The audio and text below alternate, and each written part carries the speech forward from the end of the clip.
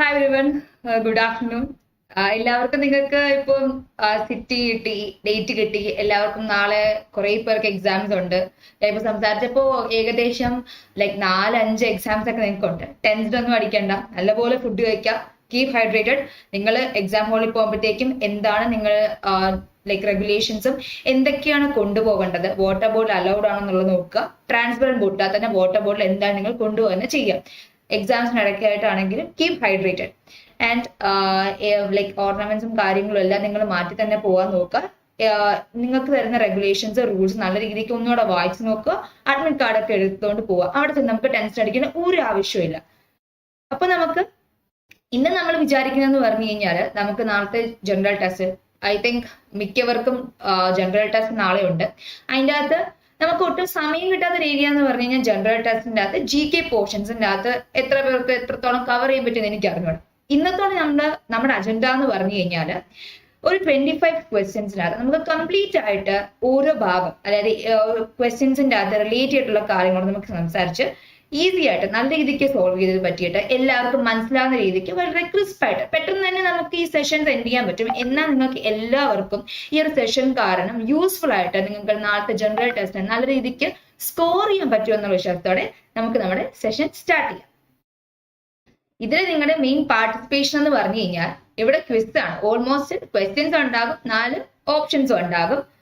നിങ്ങളുടെ എല്ലാവരുടെയും പാർട്ടിസിപ്പേഷൻ വളരെ ഇമ്പോർട്ടന്റ് ആണ്. So try to participate whatever you can. നല്ല രീതിക്ക് പാർട്ടിസിപ്പേറ്റ് ചെയ്താൽ നിങ്ങൾക്ക് അറിയാം MCQs ലെവൽ ആയതുകൊണ്ട് നിങ്ങൾക്ക് ആ ഒരു ടൈപ്പ് ഓഫ് ക്വസ്റ്റ്യൻസ് എങ്ങനെ അറ്റംപ്റ്റ് ചെയ്യണം എന്നുള്ളത് നിങ്ങൾക്ക് മനസ്സിലാവും. So let's start the session. First question, who has been removed as the Prime Minister of Pakistan? ഇതെല്ലാവർക്കും അറിയാവുന്ന ഒരു ക്വസ്റ്റ്യൻ ആണെന്ന് ഞാൻ വിശ്വസിക്കുന്നു. Okay. So option A, Imran Khan. Option B, Gulzar Ahmad. Option C, Munib Akhtar. And option D, Manzoor Ali Shah. വേഗം live കമന്റ്സിന്റെ അകത്ത് പെട്ടെന്ന് ആൻസർ പോരട്ടെ. Easy question.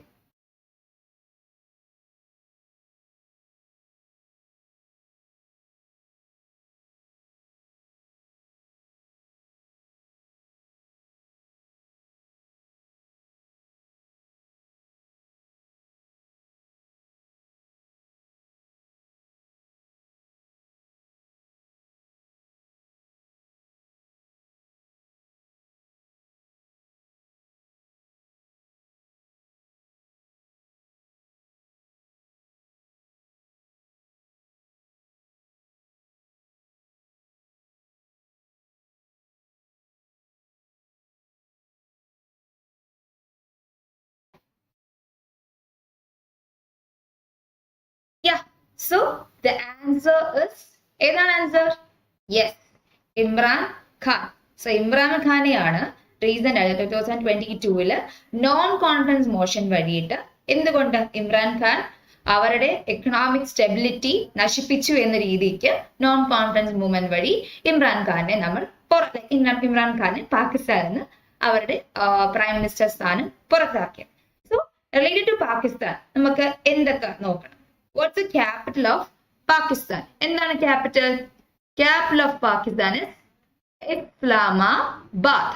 Now, ഇനി എന്താണ് പാകിസ്ഥാന്റെ currency? What's the currency of Pakistan? Yeah, Pakistan rupee.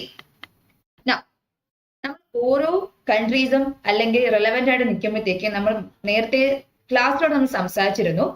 ഏതൊരു country ആയിക്കോട്ടെ റിലേറ്റഡ് ആയിട്ട് റീസൺ ന്യൂസ് വന്നു കഴിഞ്ഞാൽ ബേസിക്കലി നമ്മൾ ക്യാപിറ്റൽ നോക്കണം, അതിന്റെ കറൻസി നോക്കണം, കറന്റ് ഹെഡ് ആരൊക്കെയാണെന്ന് നോക്കണം. So who is the PM of Pakistan? Shehbaz Sharif. And who is the President of Pakistan? Dr. Arif Alvi. So ഇതൊക്കെയാണ് നമ്മൾ മെയിൻ ആയിട്ട് അറിഞ്ഞിരിക്കേണ്ടത്. സോ ഇമ്രാൻ ഖാൻ റിമൂവ് ചെയ്തപ്പെട്ടു. അത് കഴിഞ്ഞിട്ട് ഒരു പുതിയ പാർട്ടി, ഓപ്പോസിഷൻ പാർട്ടി തന്നെ ഫോം ആയി വന്നു. അതിന്റെ PM ആയിട്ട് Shahbaz Sharif and president is Arif Ali. Next question. What is the capital of Bhutan? Option A, Kathmandu. Option B, Thimphu. Option C, Naypyidaw. And option D, Dhaka. I must start now.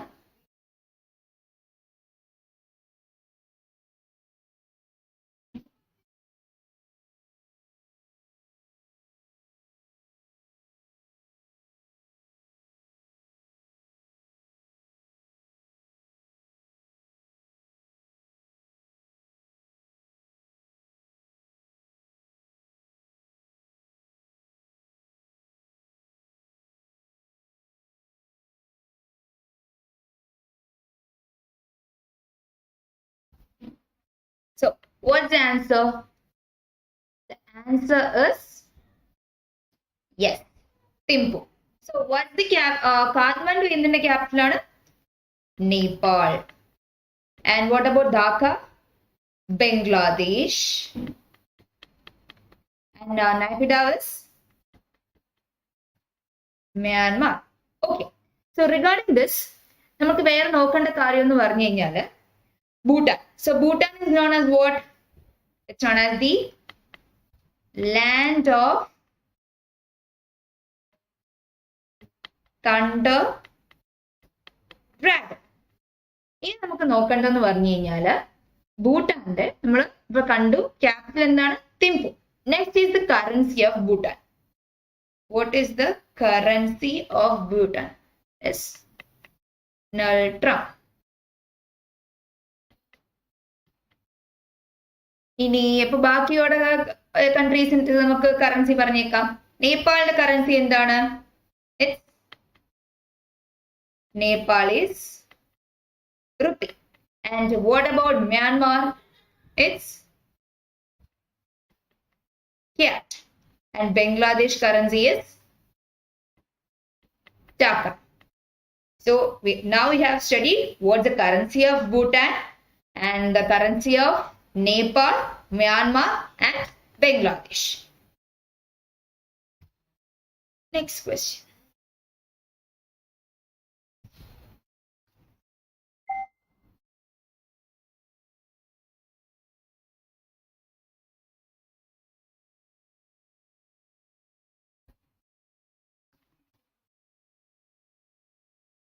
Which of the following was the immediate cause of the revolt of 1857? 1857, you know that it's also known as the Sepoy Mutiny or the First War of Independence. So what was the immediate cause? We know that there are so many socio-political, religious causes for the revolt of 1857.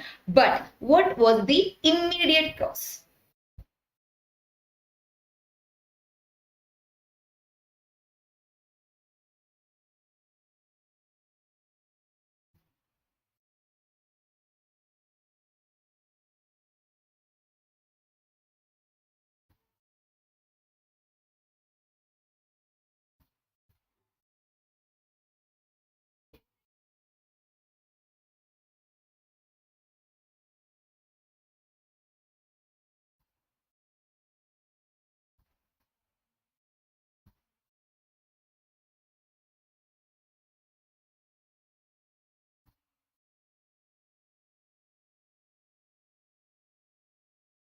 Yes, so what's the answer?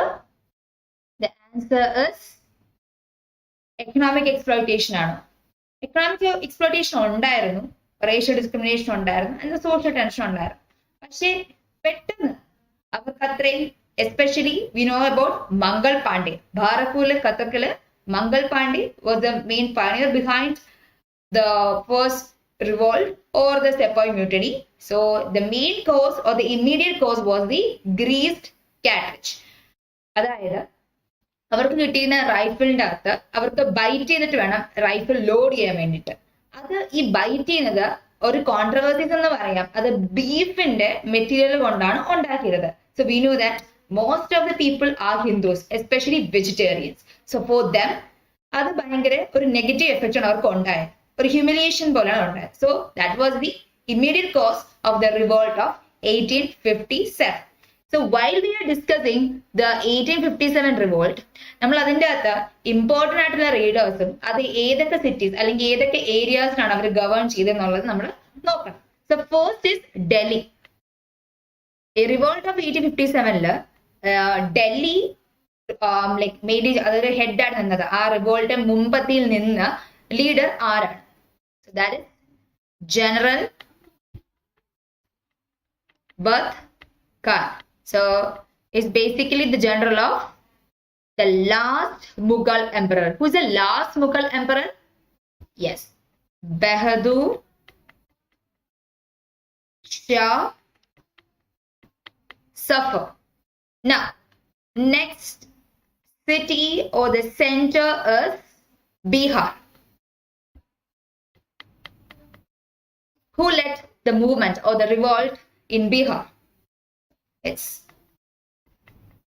Kunwar Singh. Next is Jhansi. Everybody knows it. Who is it? Rani Lakshmi Bai.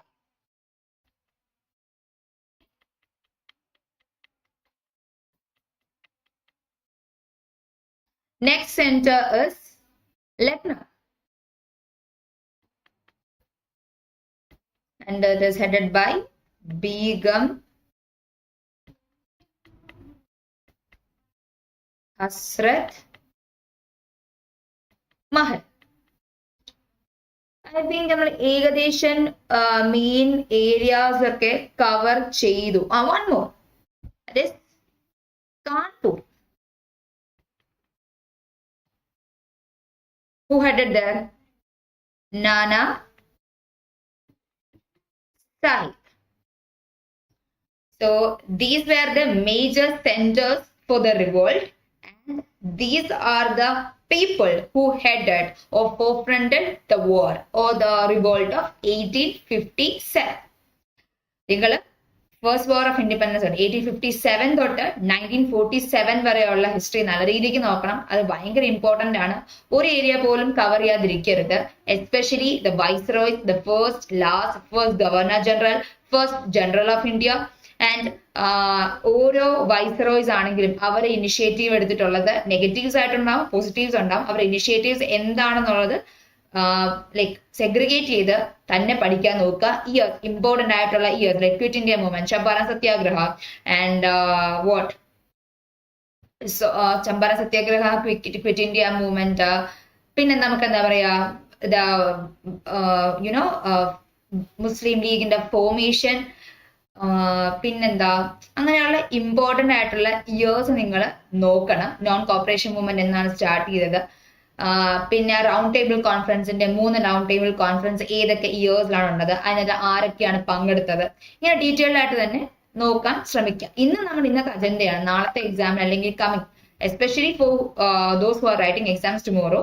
എല്ലാം കൂടെ bulk ചെയ്തിട്ട് mind മൊത്തവും ഇതാക്കരുത്. Last day നിങ്ങൾ ഭയങ്കര easy ആയിട്ട് എടുക്കുക. നിങ്ങൾ ഈ സെഷൻസ് ഒന്ന് അറ്റൻഡ് ചെയ്യുക, ക്വസ്റ്റ്യൻസ് ഒക്കെ ജസ്റ്റ് ഒന്ന് റിവൈസ് ചെയ്യുക, മതി. ബാക്കി നമുക്ക് നാളെ നോക്കാം. ഇനി ദോസ് ഹു ഹാവ് ടൈം, നിങ്ങൾ GK നോക്കേണ്ട ഏരിയ ആണ് ഞാൻ പറഞ്ഞത്, ഇമ്പോർട്ടന്റ് ആയിട്ടുള്ള ഏരിയാസ്. കറണ്ട് അഫയേഴ്സ് എല്ലാ മന്തിന്റെയും നമ്മൾ പറഞ്ഞിരിക്കുന്ന പോർഷൻസ് ഓരോന്ന്, especially appointments, awards, national international events, പിന്നെ ഡിഫൻസ് റിലേറ്റഡ് ഉള്ള കാര്യങ്ങൾ, important dates in each month and their themes, ഇതൊക്കെയാണ് ഏറ്റവും ഇമ്പോർട്ടന്റ് ആയിട്ട് വരുന്ന ഏരിയാസ്. അത് വൃത്തിക്ക് നോക്കാൻ പോവുക. ഡെഫിനറ്റ്ലി ലൈക്ക് ഇൻ 25 മാർക്സിൽ ഓൾമോസ്റ്റ് നിങ്ങൾക്ക് 10 to 15 മാർക്സ് സെക്യൂർ ചെയ്യാൻ പറ്റും. So let's move to the next slide.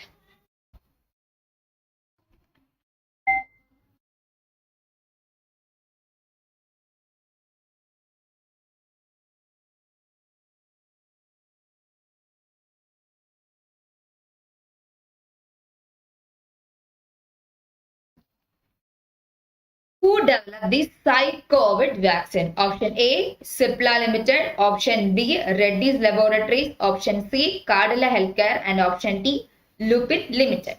Your time starts now.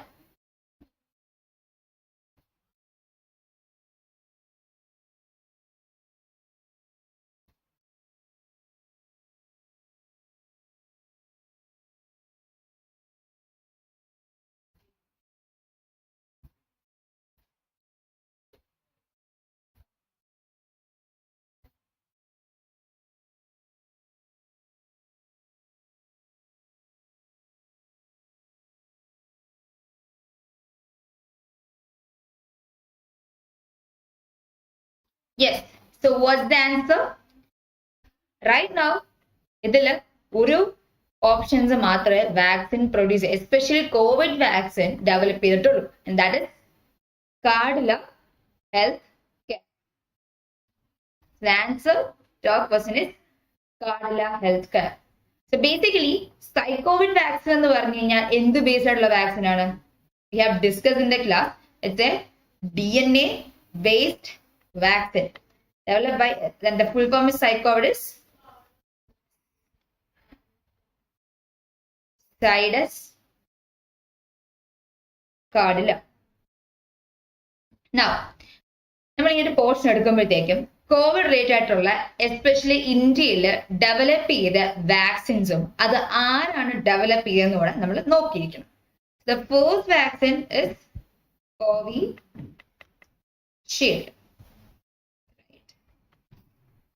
Is developed by the Serum Institute of India.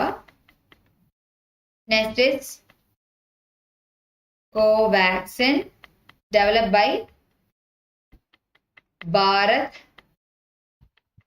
Biotech Limited. The third is Incovac. Basically, Incovac എന്താണ്? The nasal vaccine. അത് develop ചെയ്തത് Bharat biotech ആണ്. So it's the first nasal vaccine in India. Biotech Limited. The fourth is Cobivax.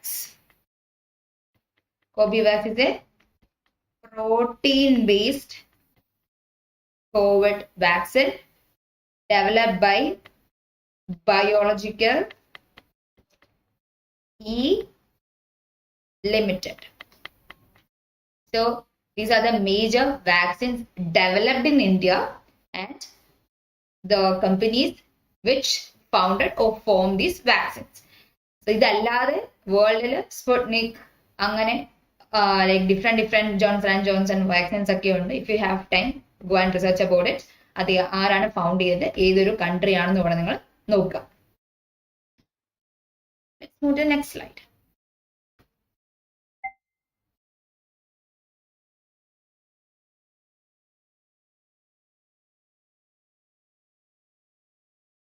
So which bacteria is responsible for the formation of curd?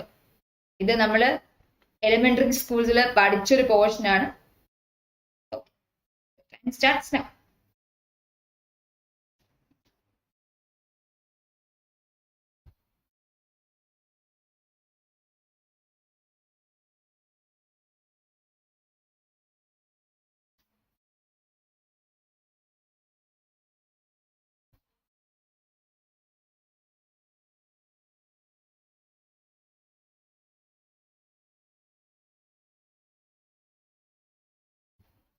Okay. So what's the answer? The answer is Lactobacillus acidophilus. So നമ്മുടെ like daily ലൈഫിലാണെങ്കിലും micro ഓർഗാനിസത്തിന്റെ presence അല്ലെങ്കിൽ importance വളരെ important ആണ്. So micro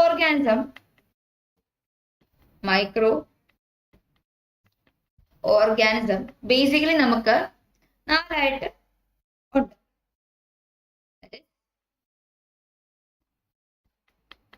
bacteria, fungi,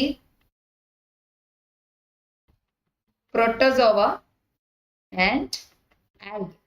So നമുക്കിവിടെ കേർഡിന്റെ formation ഈ lactobacillus എന്ന് പറയുന്ന bacteria മിൽക്കിനെ curd ആക്കുന്ന ആ പ്രോസസ്സിൽ ഹെൽപ്പ് ചെയ്യുന്ന മേജർ ഏജന്റ് ആണ്. അതുപോലെ നമുക്ക് പറയാൻ പറ്റും പെൻസിലിൻ. എന്താണ്? Penicillin is an antibiotic that helps in or like immune for the diseases, that helps in against the diseases. And പിന്നെന്താ നമുക്ക് പറയാൻ പറ്റുക? പിന്നെ നിങ്ങൾ നോക്കേണ്ടതെന്ന് പറഞ്ഞു കഴിഞ്ഞാല് ഈ മൈക്രോ ഓർഗാനിസംസ് വഴി തന്നെ നമുക്ക് ഇഷ്ടമായ ഡിസീസുകൾ ഉണ്ടാകും. എസ്പെഷ്യലി കോവിഡ് റിലേറ്റഡ് ആയിട്ട് കോവിഡ് എന്തുകൊണ്ടാണ് നമുക്ക് ലൈക്ക് വരുന്നത്? It's because of A virus, SARS Covid. So we need to find or understand what are the like microorganisms that led to the specific diseases. അത് നിങ്ങൾ ഓരോ ഡിസീസസും എന്ത് വഴിയാണ് ക്വസ്റ്റ്യൻസ് ഉണ്ടാവും, മലേറിയ ഏത് വഴിയാണ് പകരുന്നതെന്ന്, അല്ലെങ്കിൽ എന്ത് വഴിയാണ് ആ ഏജന്റ് ഏതാന്നുള്ള ക്വസ്റ്റ്യൻസ് ഉണ്ടാവും. ആ നിങ്ങൾ നോക്കണം. സോ നമ്മളിവിടെ കുറച്ച് ലൈക് ഡിസീസസും അതിന്റെ ഏജൻസും എന്താന്നുള്ളത് നമുക്ക് നോക്കാം. So first is AIDS, common cold, and what? Hepatitis B and dengue. ഇതെല്ലാം ഏത് വഴിയാണ് ഫോം ചെയ്യുന്നത്? വൈറസ് ആണോ, ബാക്ടീരിയ ആണോ, അതോ പ്രോട്ടോസോവയാണോ, ആൽഗ വഴിയാണോ ഇത് പകരുന്നത്? It's virus. വൈറസ് വഴിയാണ് ഈ ഡിസീസ് ഒക്കെ സ്പ്രെഡ് ചെയ്യുന്നത്. പിന്നെ ഇനി ബാക്ടീരിയ കാരണം സ്പ്രെഡ് ആവുന്ന ഡിസീസസ് എന്തൊക്കെയാണ്? ബാക്ടീരിയ കാരണം ഇറ്റ്സ് കോളറ ആൻഡ് ട്യൂബർക്ലോസിസ്. പിന്നെ ഫംഗൈ വരുന്നത് ring fungi,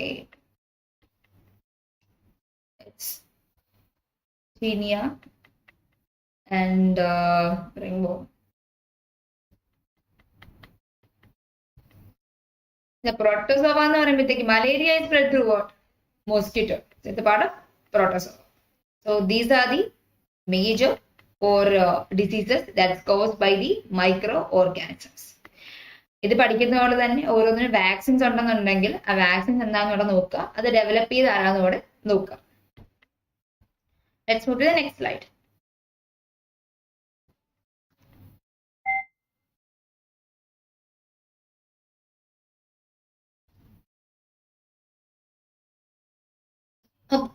The instrument used to measure the atmospheric pressure is option A, barometer, option B, zerometer, option C, hygrometer, and option D, anemometer.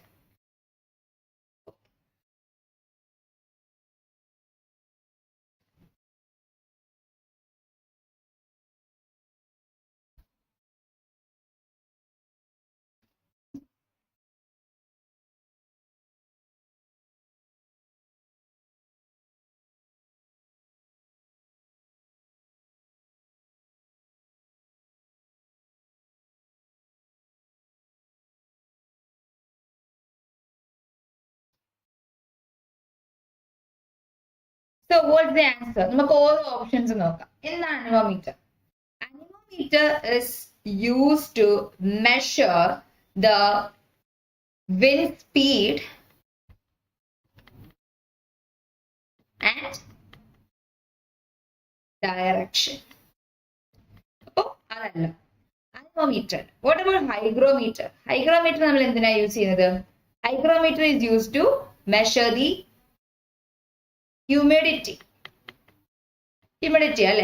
of water vapor in the air. What is celometer? Celometer is basically നമ്മളെല്ലാവരും hygrometer anemometer കേട്ടിട്ടുണ്ടാവും. സിലോമീറ്റർ എന്ന് പറഞ്ഞു കഴിഞ്ഞാൽ clouds ഉണ്ടാവുമല്ലോ, ക്ലൗഡ്സിന്റെ ഏറ്റവും ബേസിൽ നിൽക്കുന്ന ക്ലൗഡിന് അത്രയും height എത്ര വരെയാണെന്നുള്ളത്. ഏറ്റവും ടോപ്പ് മോസ്റ്റ് ക്ലൗഡ് അല്ല, ഏറ്റവും ലൈക്ക് ക്ലൗഡിന്റെ സീലിംഗ് നിൽക്കുന്ന ഏറ്റവും ബേസിൽ നിൽക്കുന്ന ക്ലൗഡിന്റെ എത്രമാത്രം ഹൈറ്റ് ഫ്രം ദ അറ്റ്മോസ്ഫിയർ ഉണ്ടെന്നുള്ളത്, അത് they are using a laser light to measure the height. So it's basically measure to find the height of cloud. The last one is the barometer, and it's used to measure the atmospheric pressure. Next question.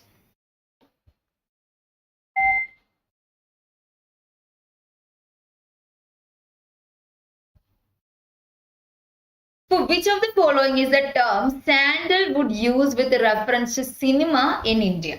ഓരോ industries ഉണ്ട്, ഓരോ ഇപ്പം Bollywood, Hollywood അങ്ങനെ industries ഉണ്ട്. അങ്ങനെ sandalwood എന്ന term ഉള്ള ഏത് ഫിലിം ഇൻഡസ്ട്രിയാണ് ഉള്ളത്?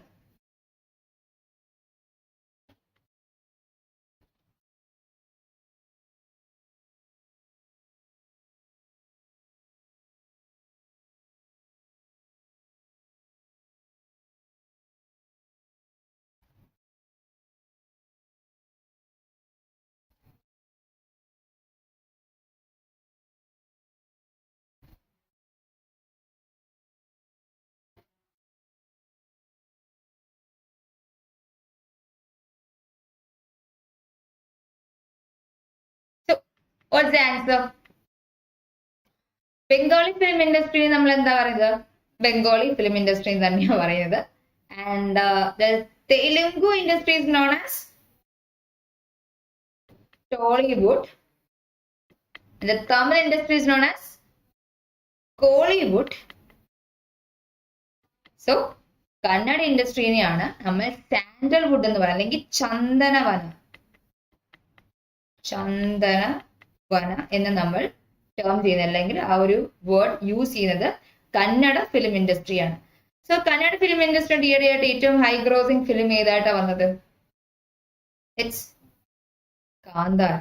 കാന്താര ഇത് എല്ലാവരും കാന്താര കണ്ടില്ലേ? കാന്താര ഇത് Kannada movie.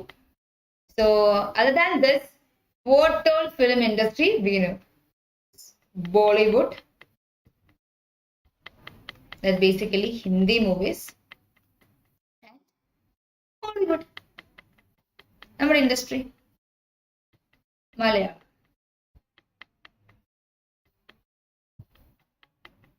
So these are the major film industries in India.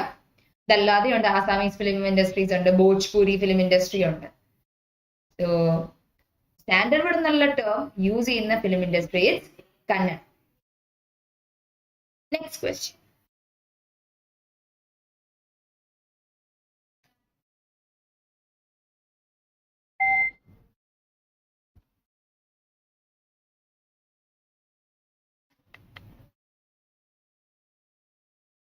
The substance that causes the maximum air pollution. Air pollution le koodalum ഏത് substance കാരണമാണ് air pollution ഉണ്ടാവുന്നത് കൂടുതൽ? Option A is smoke, option B is carbon monoxide, option C is sulfur dioxide, and option D is nitrogen dioxide.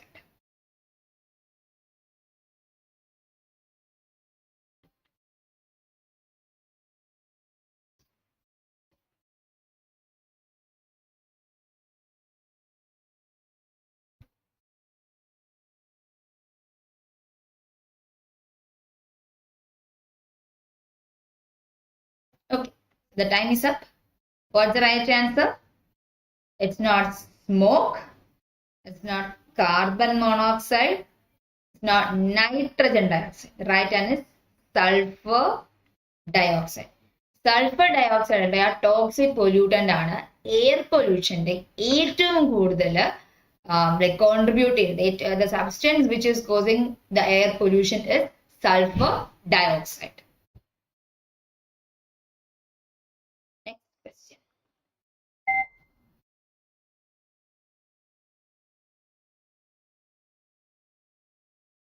It's an easy question. We already discussed in the previous question. Which causative agent is responsible for spreading AIDS? Option A, bacteria. Option B, virus. And option C, protozoa. And option D, fungus.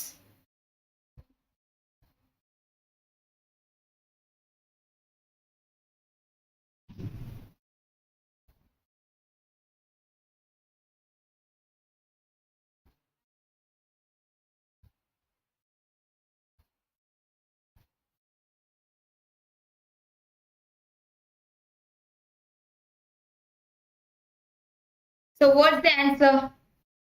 The answer is virus. I don't know, right? So what's the full form of AIDS? Acquired immunodeficiency syndrome, right? And it's caused by the virus HIV. What's the full form of HIV? Human immunodeficiency virus. നമ്മൾ നേരത്തെ ഒരു ക്വസ്റ്റ്യൻ്റെ അകത്ത് നമ്മൾ കണ്ടായിരുന്നു ഏതൊക്കെയാണ് അതിന്റെ agents, causative ഏജൻസും അതിന്റെ diseases എന്താണെന്നുള്ളത്. അത് തന്നെ എനിക്ക് ഇവിടെയും പറയാനുള്ളത്. ലൈക്ക് ബാക്ടീരിയ പടർത്തുന്ന ഡിസീസ് എന്താന്നുള്ളത് നോക്കുക. Protozoa and fungus. Next question.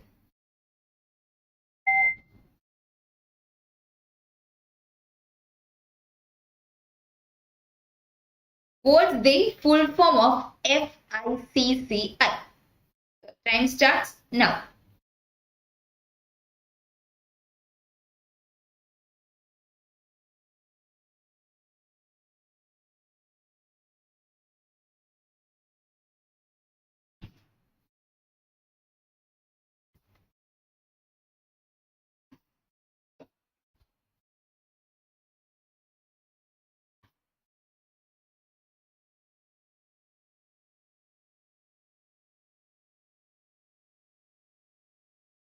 The time up. So what's the answer? What's the full form of FICCI?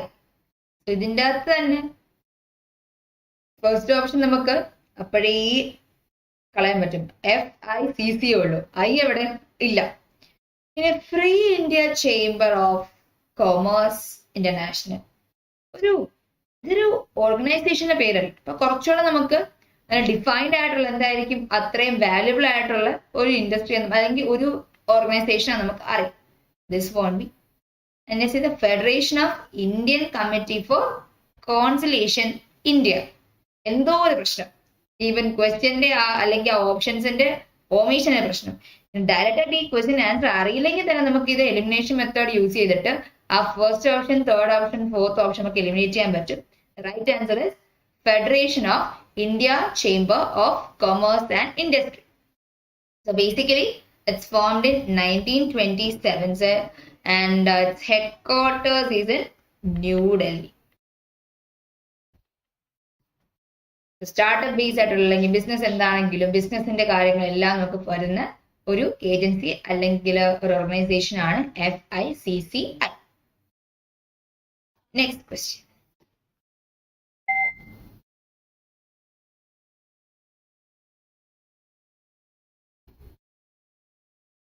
Which is the national aquatic animal of India? The time starts now.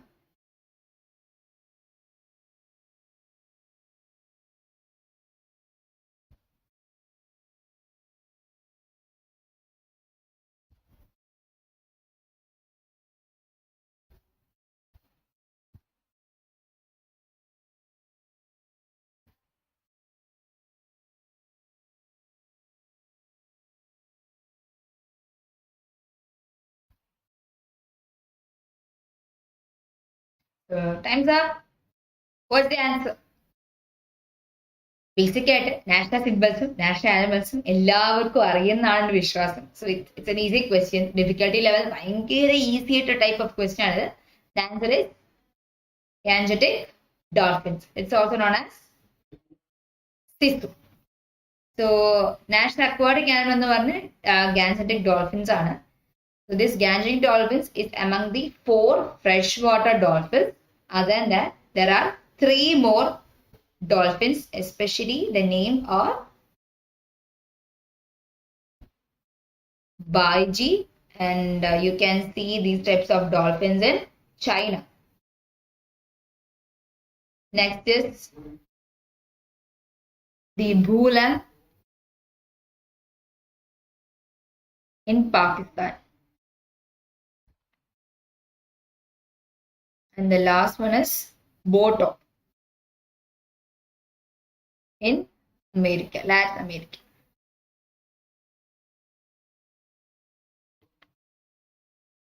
So these are freshwater dolphins. 4 types of freshwater dolphins: Sisu, Baiji, Bulan and Boto. ഇതൊക്കെ ഏതൊക്കെ countries ആണെന്ന് ഇവിടെ നിങ്ങൾ നോക്കി വെച്ചേക്കും. Next question.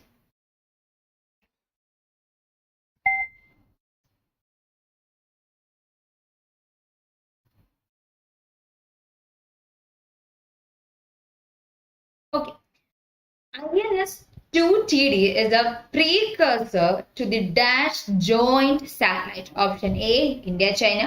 Option B, India-Bhutan. Option C, India-Bangladesh. And option D, India-Pakistan. Time starts now.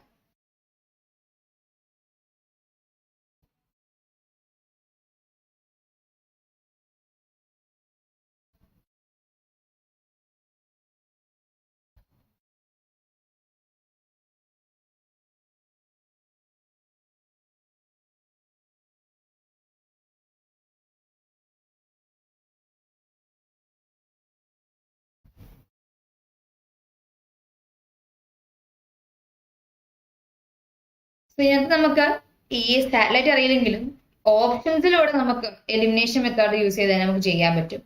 So India ചൈനയായിട്ടുള്ള നല്ലൊരു ബന്ധം, ഭയങ്കര ഫ്രണ്ട്ലി നേച്ചർ ആണെന്നുള്ള എല്ലാവർക്കും അറിയാവുന്നതുകൊണ്ട് it won't be India China. And next is the India Pak. India പാകിസ്ഥാനായിട്ട് ഈ ഇടയ്ക്ക് എന്തായാലും ഒരു ജോയിന്റ് സാറ്റലൈറ്റ് വിക്ഷേപണമോ അല്ലെങ്കിൽ അവര് രണ്ടുപേരും കൂടെ കൂടി ചേർന്ന് ഉണ്ടാക്കാനുള്ള ചാൻസസ് വളരെ കുറവാണ്. And we R left with the two options, India Bhutan and India Bangladesh. So നമുക്ക് ചാൻസ് ലൈക്ക് 50-50 ആയി. ഇതിൻ്റെ അകത്ത് കുറച്ചുകൂടെ വായിച്ചവർക്ക് മനസ്സിലാക്കി കാണും. റീസെന്റ് നമുക്കൊരു 2 സാറ്റലൈറ്റ്സ് കൂടെ ജോയിന്റ് സാറ്റലൈറ്റ്സ് രണ്ടുപേരും Bhutan India. Actually this INS 2D is developed by a specific country's engineers and not from India. അത് നിങ്ങൾ വായിച്ചവർക്ക് മനസ്സിലാവും. It's a precursor to India Bhutan joint satellite. Next question.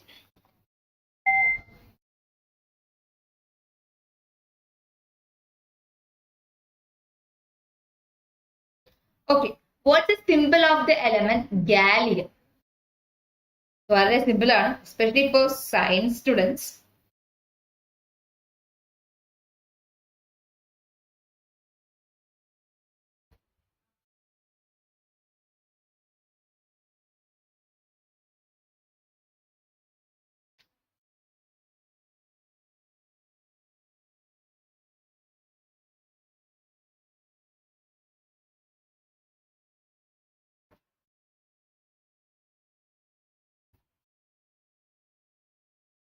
Okay, so what's the answer?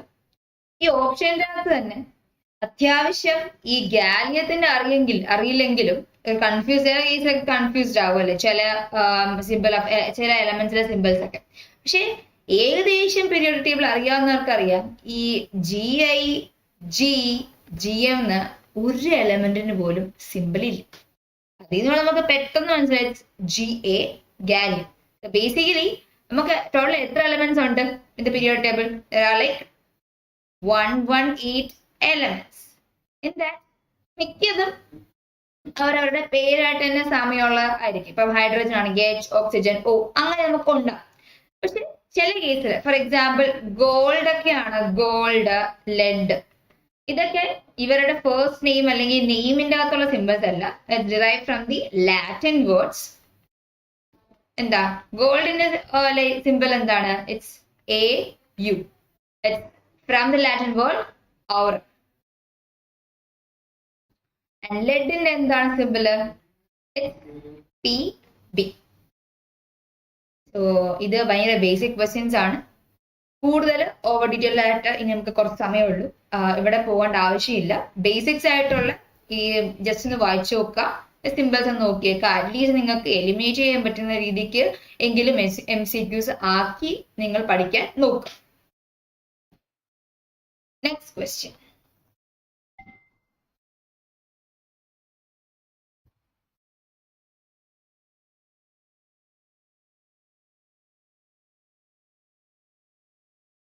Question കണ്ടപ്പോൾ തന്നെ answer നിങ്ങൾക്ക് മനസ്സിലായെന്നറിയാം.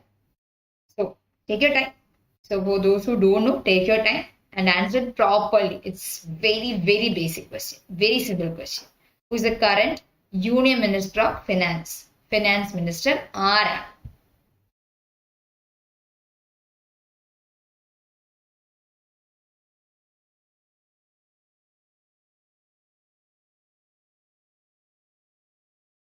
So what's the answer? It's Nirmala Sitaram. Nirmala Sitaram പഠിച്ചുകൊണ്ട് നമുക്ക് ബാക്കിയുള്ള ഇമ്പോർട്ടന്റ് ആയിട്ടുള്ള മിനിസ്ട്രീസോടെ നോക്കാം. ഹോം മിനിസ്ട്രിയുടെ മിനിസ്റ്റർ ആരാണ്? Amit Shah. External affairs minister ആരാണ്? Doctor S. Jaishankar.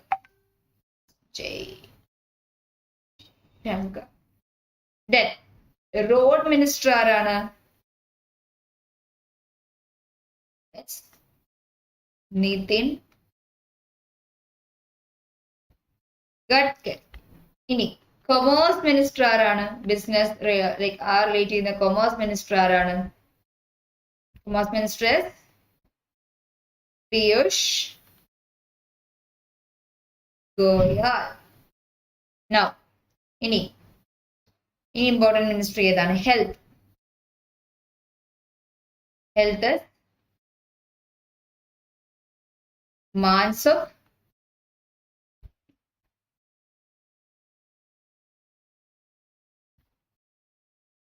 Mandavya. Then what? Agriculture.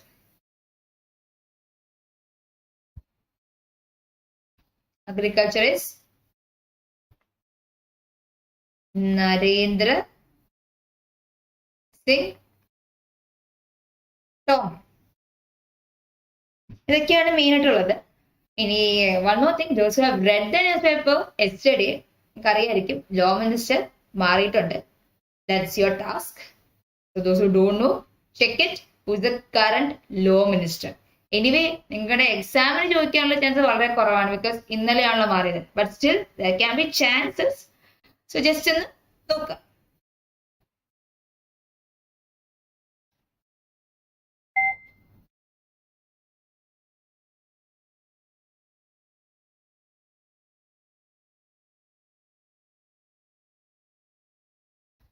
Next question. Who headed the 10th 5-year plan of the National Development Council? Your time starts now. It's a bit tricky, but easy.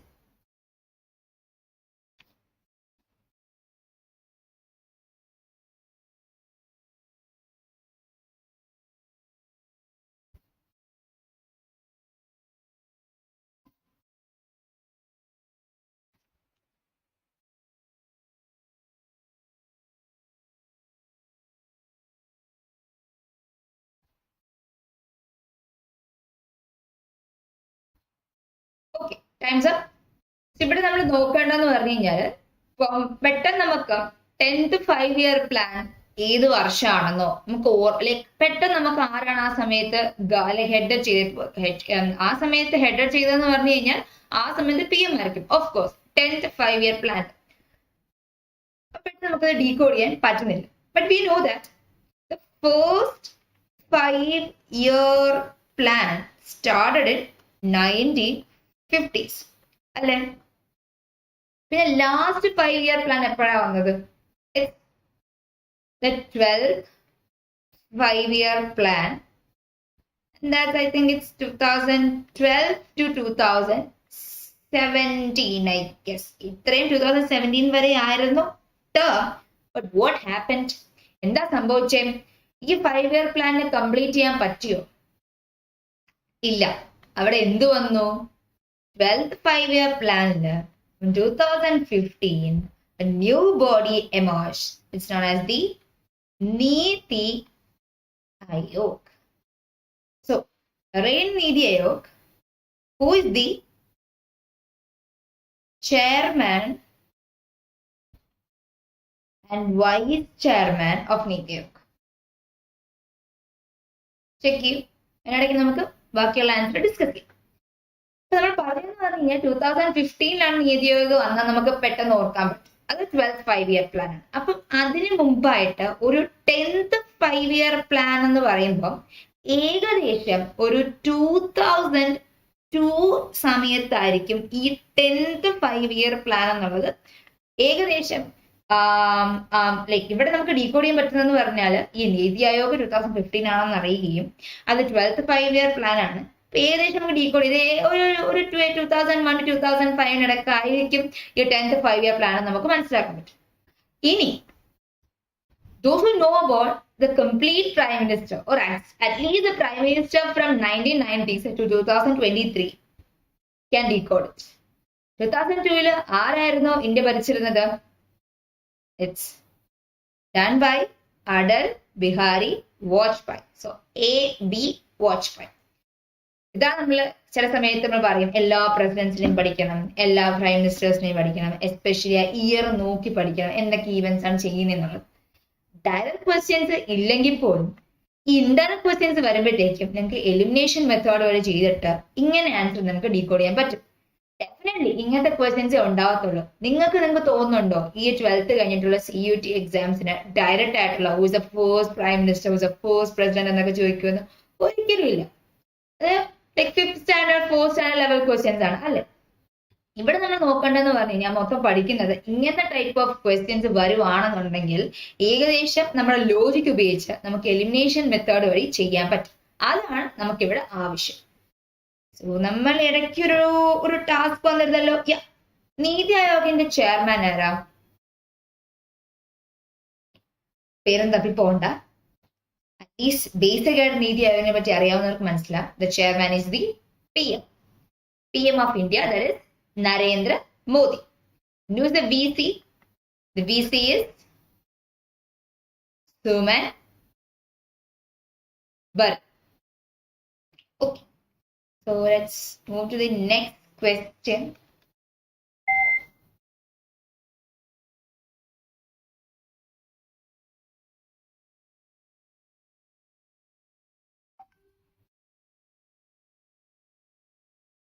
Okay. Who has been appointed as the MD and CEO of Tata Projects Limited in May 2002? So till now, he is the CEO of Tata Projects. So option A, Cyrus Mistry. Option B, Ratan Tata. Option C, Vinayak Pai. And option D, N. Chandrasekharan. Your time starts now.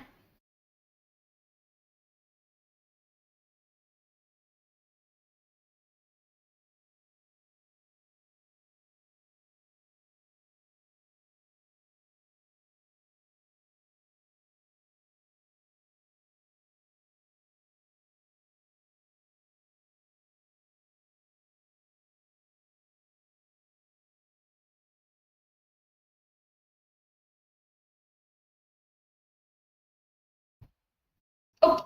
So before going to the options, so what all you know about the Tata projects? Tata projects under TCS എല്ലാവരും. അപ്പോൾ Tata പ്രൊജക്ട്സിന്റെ owner ആരാണ്? Tata Sons. And who is the founder of Tata Projects? It's Jamshedji Tata. And it's founded in 1868 in Mumbai. Mumbai is the headquarters of Tata. So these are the basic things that you need to know about Tata Projects or the Tatas. Now, coming back to the question, who is appointed as the MD and CEO of Tata Projects? So നമുക്ക് പെട്ടെന്ന് നമുക്കൊരു instinct ഉണ്ടാവും രതൻ ടാറ്റ പോയി ചെയ്യാൻ വേണ്ടിയിട്ട്. No, it's not. It's not Ratan Tata. Ratan Tata was the chairman of Tata, but right now is not the MD and CEO of Tata Projects. And ബാക്കിയൊക്കെ വരുന്നതിനകത്ത് Cyrus Mistry, all this Cyrus Mistry, Vinayak Pai and Chandrasekharan is very much related to the Tata Projects or the TCS. But right now, our question, so this is a type of difficulty 2-level questions. So those who have read or studied can answer it. The answer is Vinayak Pai. Next question. Which among the following is the first indigenous anti-radiation missile developed by India? എന്താണ് indigenous എന്ന് പറഞ്ഞത്? Indigenous എന്ന് പറഞ്ഞു കഴിഞ്ഞാൽ അവരവരുടെ കൺട്രിയിൽ അല്ലെങ്കിൽ സ്ഥലത്ത് തന്നെ ഉണ്ടാക്കുന്നത്, കംപ്ലീറ്റ് ചെയ്യുന്നതിനാണ് ഇൻഡിജീനസ്. നമ്മുടെ സ്വന്തം സ്ഥലം അല്ലെങ്കിൽ നമ്മുടെ സ്വന്തം കൺട്രിയിൽ ഉണ്ടാക്കുന്ന അല്ലെങ്കിൽ ഉത്പാദിപ്പിക്കുന്നതിനാണ് നമ്മൾ ഇൻഡിജീനസ് പ്രൊഡക്ട്സ് എന്ന് പറയുന്നത്. സോ ഇൻഡിജീനസ് ആയിട്ട് first anti radiation missile develop by India. അതിന്റെ പേരെന്താ? Option A Rudram 1, option B Nirbhay, option C BrahMos and option D അഗ്നി.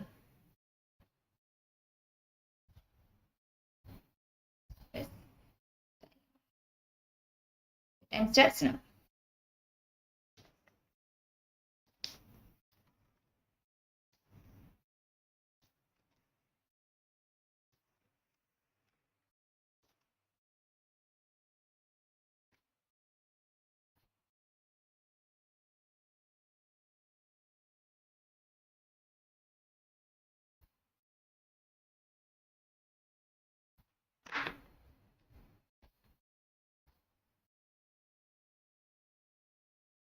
So, what's the answer? നമുക്ക് ഇന്നത്തെ എലിമിനേഷൻ അറിയാവുന്നവർക്ക് ചെയ്യാൻ പറ്റും.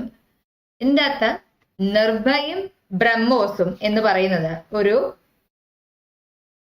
ക്രൂയിസ് മിസൈൽ ആണ് അല്ലെ. So Nirbhay is the first indigenous cruise missile. Let me write that. First indigenous cruise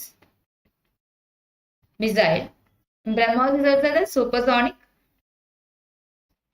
cruise missile. But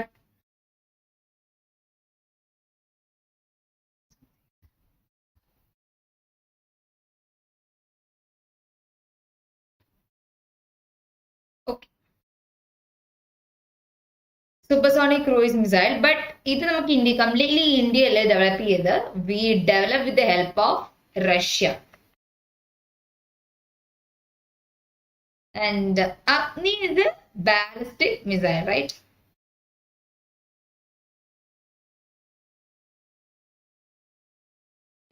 Developed by DRDO, India. The rest, Rudra, it's the first indigenous anti-radiation missile, and the answer is Rudra. And regarding Rudram, we can say that Rudram 1 was successfully first tested from Sukhoi 30 MKI jet from Odisha. നിങ്ങൾക്ക് extra information just note it, but you need to understand what are the different type of missiles and the name of it, especially India. India മാത്രം നിങ്ങൾ ഇപ്പോ നോക്കുക. Let's move to the next question. World Press Freedom Day is celebrated on option A 15th August, option B 20 October, option C 10th June, and option D 3rd May.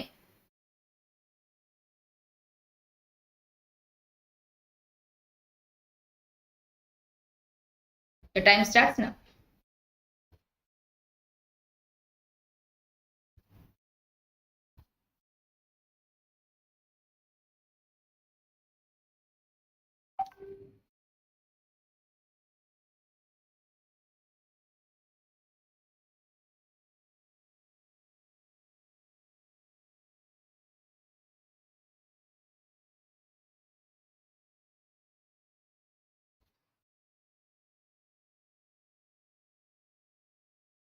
Okay, time's up.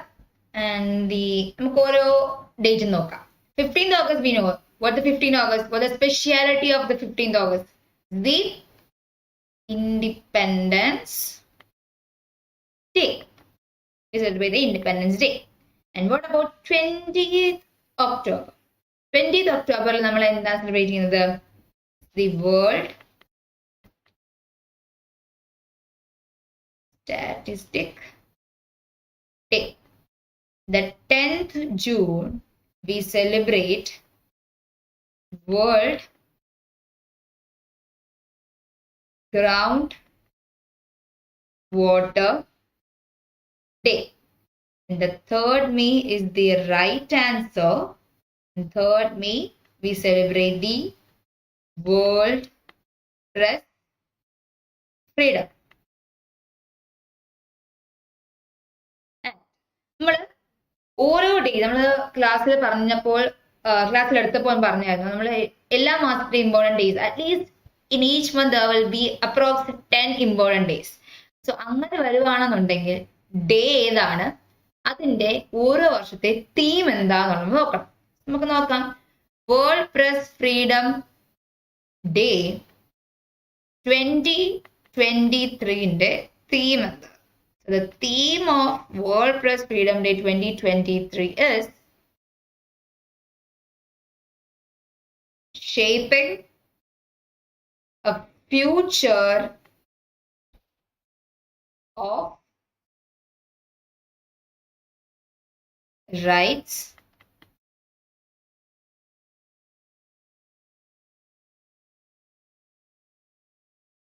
freedom of expression as a driver for all other human rights. Human rights in the ഏറ്റവും വലിയ main ആയിട്ട് ഒരു driver for each and for every human right is freedom of expression. എന്തിനാണ് അല്ലെങ്കിൽ എന്തുകൊണ്ടാണ് നമ്മൾ ഈ world press freedom day celebrate ചെയ്യുന്നത്? വിനോദ ലൈക്ക് അക്രോസ് ദ വേൾഡ് കുറെ ഹ്യൂമിലിയേഷൻസും അല്ലെങ്കിൽ മേർഡേഴ്സും ഈ ജേർണലിസ്റ്റ് ഫേസ് ചെയ്യുന്നുണ്ട്. Especially like good journalists, those who want to portray the real face or the dirty face of whatever in the world. So അങ്ങനത്തെ ആൾക്കാർക്ക് face ചെയ്യേണ്ട കുറെ ഇഷ്യൂസ് ഉണ്ട്. എസ്പെഷ്യലി ഗൗരി ലങ്കേഷ് അല്ലേ, like 4 years back, Gauri Lankesh, those who read the newspaper knows that he was killed, brutally killed. അങ്ങനത്തെ issues ഓരോ കൺട്രീസിലും വരുവാണെന്നുണ്ടെങ്കിൽ എന്തായിരിക്കും അവസ്ഥ? എവിടെയാണ് ഫ്രീഡം ഓഫ് എക്സ്പ്രഷൻ ഉള്ളത്? എവിടെയാണ് അത് തെറ്റാണെന്നുണ്ടെങ്കിൽ നമുക്ക് പറയാൻ സാധിക്കുന്നത്? എവിടെയാണ് ആ ഫ്രീഡം കൂടുതലുള്ളത്? ആ ഒരു കൺട്രിയിലായിരിക്കും ഏറ്റവും കൂടുതൽ ട്രാൻസ്പെറൻസീസും അറ്റ് ദ സെയിം ടൈം ഡെവലപ്മെന്റും ഉണ്ടാവുന്നത്. ഇപ്പൊ നമുക്കാണെങ്കിൽ തന്നെ as A citizen of India നമുക്ക് നല്ല രീതിക്ക് ഡെവലപ്മെന്റ് പ്രസ് ഫ്രീഡം ഉണ്ട്, ഫ്രീഡം ഓഫ് എക്സ്പ്രഷൻ ഉണ്ടെന്നുണ്ടെങ്കിൽ നമുക്ക് ഭയങ്കര കോൺഫിഡൻസോടെ തന്നെ നമുക്കൊരു പുതിയ ഗവൺമെന്റിനെ ഫോം ചെയ്യാൻ പറ്റും, അല്ലെങ്കിൽ എല്ലാ ഇനിഷ്യേറ്റീവും നമുക്ക് അതുപോലെ നോക്കാൻ പറ്റും. പക്ഷെ എല്ലാത്തിലും ഒരു പൊളിറ്റിക്സ് മയങ്ങി ഇരിപ്പുണ്ടെന്നുള്ളത്. അതുകൊണ്ടാണ് നമുക്ക് ചില കാര്യങ്ങളിൽ സുധാർത്ഥമായിട്ട് ചില ജേർണലിസ്റ്റുകൾക്ക് ചെയ്യാൻ പറ്റാത്തതും ചെയ്യുന്നവരെ ആക്രമിക്കുന്നത്. So in the world to measure the press freedom there is an index known as world press freedom Index. It is developed by an NGO called Reports Without Borders. നമ്മൾ ക്ലാസ്സിൽ പറഞ്ഞിരുന്നു, നമ്മൾ എന്ത് ഇൻഡെക്സും അല്ലെങ്കിൽ റാങ്കിന്റെയും ഇത് കണ്ടു കഴിഞ്ഞാൽ ആരാണ് ഡെവലപ്പ് ചെയ്ത് ഇന്ത്യയുടെ റാങ്ക് എന്താണെന്നുള്ളത് നോക്കണം. So the India's rank is sadly it's 161 rank of India.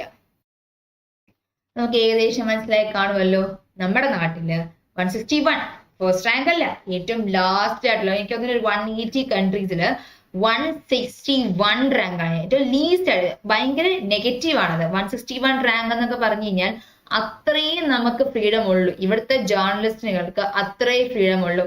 ഒരു ന്യൂസ് റിപ്പോർട്ട് ചെയ്യാനും അവർ ഫേസ് ചെയ്യുന്ന പ്രശ്നങ്ങൾ വളരെ അധികമാണെന്ന് നമുക്ക് പോർട്രേ ചെയ്യാൻ പറ്റും. അത് കാണിക്കുന്ന ഒരു റാങ്കിങ് ആണ് ഇന്ത്യയുടെ.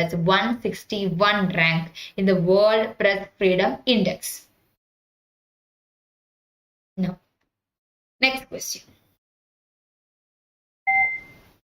Which country is not a member of OPEC? Option A, Venezuela. Option B, Algeria. Option C, Nigeria. And option D, Kenya.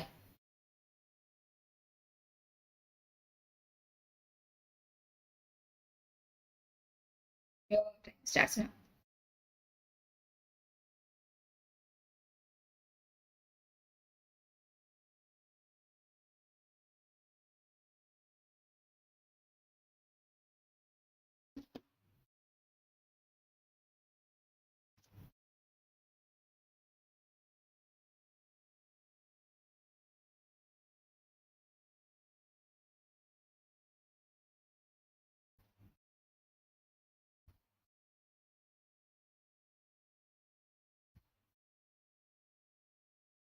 So, what's the answer? So, those who know about the OPEC, maybe there are 13 members. വേറെ OPEC plus ഒന്നുണ്ട്, പക്ഷെ OPEC mainly 13 members ആണ്. So, what is OPEC? എന്താണ് OPEC? What is OPEC? OPEC is the petroleum കൂടുതലായിട്ട് അല്ലെങ്കിൽ source of income പെട്രോളിയത്തില് focus ചെയ്യുന്ന countries ആണ്. The full form is organisation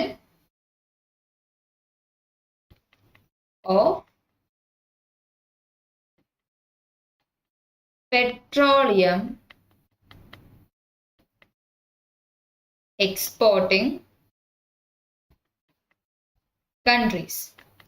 And it was established in 1960 in Baghdad, and the headquarters is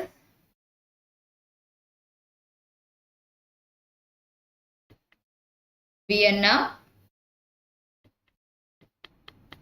Austria. Surprisingly, or what വിരുദ്ധാഭാസം എന്നൊക്കെ പറയുന്ന പോലെ ഈ headquarters ആയിട്ടുള്ള Vienna ഒപ്പക്കൻ member അല്ല.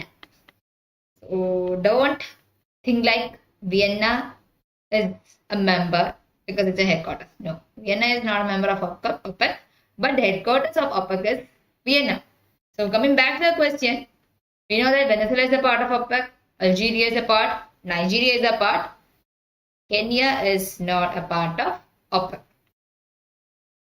ഇവിടെ നിങ്ങൾക്ക് വേറൊരു കാര്യം ചിന്തിക്കേണ്ടതെന്ന് പറഞ്ഞു കഴിഞ്ഞാൽ ഇഷ്ടംമാതിരി ഓർഗനൈസേഷൻസും ഇന്റർ കൺട്രീസ് ഓർഗനൈസേഷൻ സബ്മിറ്റ്സ് നടക്കുന്നുണ്ട്.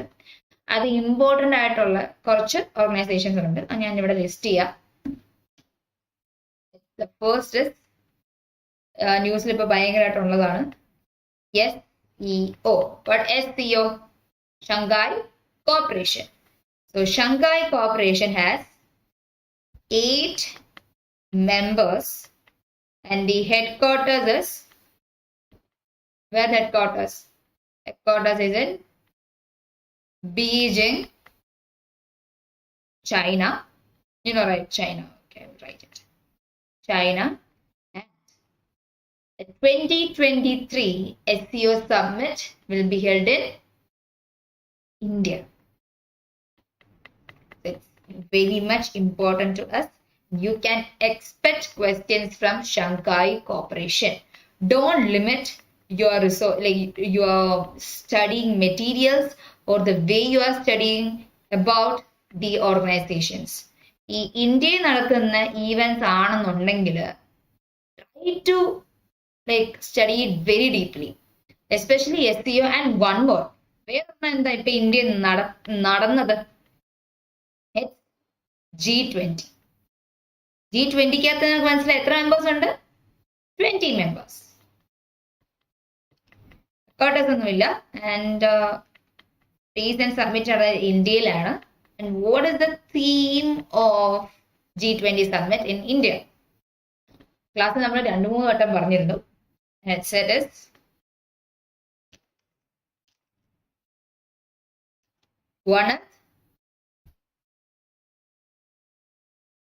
One Earth, one family, and one future.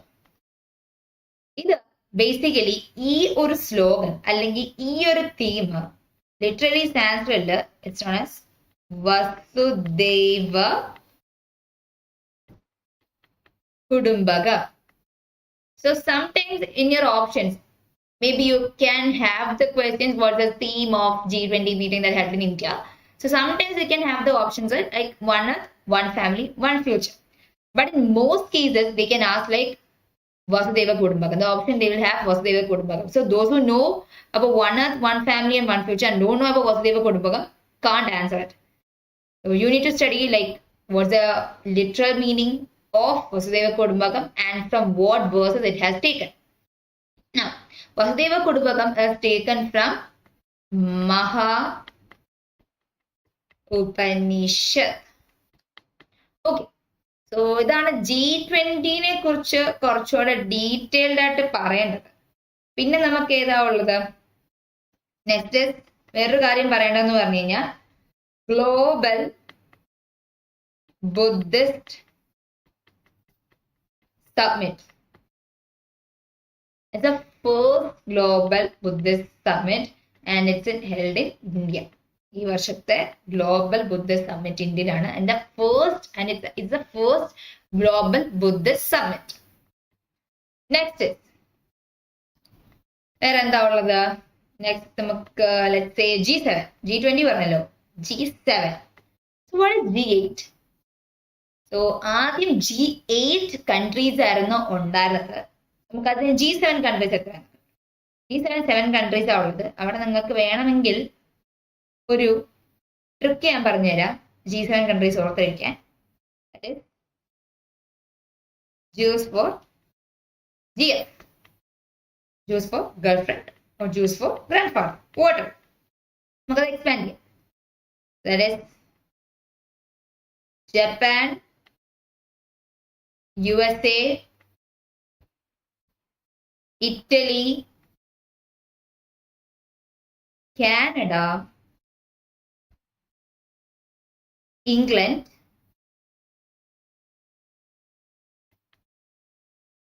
Germany, and France.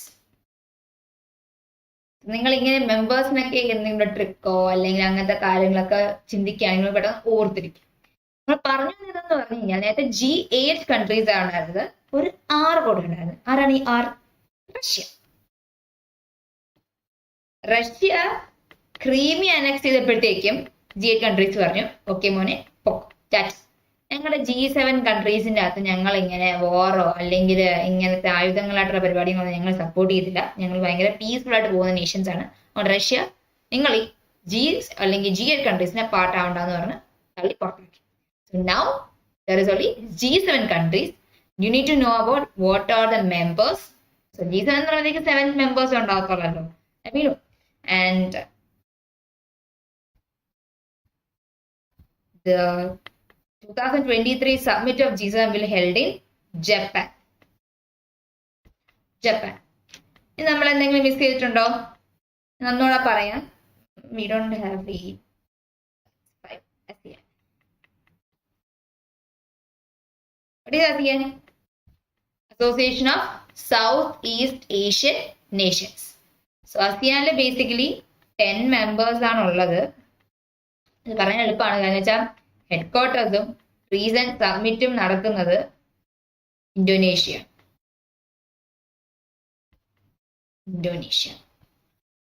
So right now we have studied not exactly the every organization but like 5 of the organization, no 6. That is SCO, Shanghai Cooperation, G20 and the Global Buddhist Summit, G7, ASEAN and OPEC. So OPEC-ന്റെ headquarters എവിടെയാണ്? Vienna, Austria. ഈ Baghdad എന്ന് പറഞ്ഞാൽ എന്താണ്? 1960s form ചെയ്ത് OPEC Nations form ആയത് ബാഗ്ദാദിലാണ്. ഇനി OPEC നമ്മൾ കണ്ടപ്പോൾ തന്നെ മനസ്സിലായി പെട്രോളിയം എക്സ്പോർട്ടിംഗ് കൺട്രീസ് ആണെന്നുള്ളത്. Right now they are facing a huge crisis. Why? Because every countries need to promote green energy അല്ലെ? നോൺ പൊല്യൂട്ടിംഗ് ആയിട്ടുള്ള ഏജൻസി വെച്ചിട്ട് green energy, especially in vehicles and all, every country even in India like recent budget 2023 നിങ്ങൾ എടുത്ത് നോക്കിയാൽ അറിയാം എന്തോരം initiatives and schemes ആണ് green energy promote ചെയ്യാൻ വേണ്ടിയിട്ടും അല്ലെങ്കിൽ ഇലക്ട്രിക് വെഹിക്കിൾസ് പ്രൊമോട്ട് ചെയ്യാൻ വേണ്ടിയിട്ട് ചെയ്യുന്നത്. Like ultimately, what are the aim for every nation? It is sustainable development goals. How many sustainable development goals? There are 17 sustainable development goals. So, അതിന്റെയൊക്കെ ഭാഗമായിട്ട് green energy promote ചെയ്യുമ്പോഴത്തേക്കും petroleum export ചെയ്യുന്നതിൽ മാത്രം major of the revenue അതിൽ focus ചെയ്യുന്ന കൺട്രീസിന് ഭയങ്കര അടിയായിട്ട് വരും. അപ്പോൾ they need to find some other alternative for their income, right? So OPEC ആ ഒരു ക്രൈസിസിൽ നിൽക്കുകയാണ്. Let's see like what are things they can do. And that's why like ഇപ്പം UAE, ദുബായ്, സൗദി ഒക്കെ ആയിക്കോട്ടെ അവരെ ഇൻഡസ്ട്രീസിലേക്കും ബിസിനസ്സിലേക്കും കുറെ ഇൻവെസ്റ്റ് ചെയ്യുന്നുണ്ട്. They knew that അല്ലെ? Like within years it can be taken over. This petroleum vehicles or petroleum products can be taken over by some other means that's non polluting. അങ്ങനെ വരുമ്പോഴത്തേക്കും ഇവരുടെ ഇൻഡസ്ട്രീസും അല്ലെങ്കിൽ ഇവരുടെ ഇൻകം കുറഞ്ഞ് റവന്യൂ ഒക്കെ കുറഞ്ഞു പോയി കഴിഞ്ഞാൽ ഒരു അകർപ്പതനം പോലെ കംപ്ലീറ്റ്ലി ഡിസ്ട്രോയ് ചെയ്യാൻ ചാൻസ് ഉണ്ട്. So OPEC country is trying to like change their strategies to other alternatives. So that's all the thing that I need to talk about OPEC. Let's move to the next slide. Who has been appointed as the chairperson of Central Board of Secondary Education, CBSE? So at least CBSE students are correct. Option A, Nidhi Chibbar. Option B, Sangeeta Singh. Option C, Vishakha Mulya. Option D, Shanti Sri Dhulipudi Pandit. me set your timer.